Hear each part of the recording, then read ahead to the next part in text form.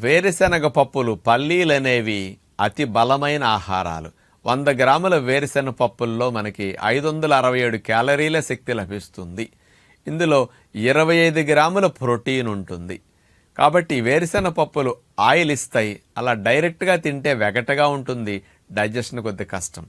వేరుశనగ పప్పుల్ని 7-8 గంటల ముందు నానపెట్టుకుంటే సులభంగా జీర్ణమవుతాయి, పాలుగారే స్థితిగా మారుతుంది. అందుకే నానబెట్టిన వేరుశనగ పప్పులు 2 గుప్పెళ్ళు అన్ని పెట్టుకుని 10 ఖర్జూర పళ్ళు నంచుకు తింటే మీరు దగ్గర 1/2 కేజీ మాంసం తింటే ఎంత బలం వస్తుందో ఇన్ని వేరుశనగ పప్పుల్లో అంత బలం వస్తుంది. కండపుష్టికి, దారుఢ్యానికి, బలానికి అతి ముఖ్యమైన ఆహారం వేరుశనగ పప్పులు. నానపెట్టుకు తినండి.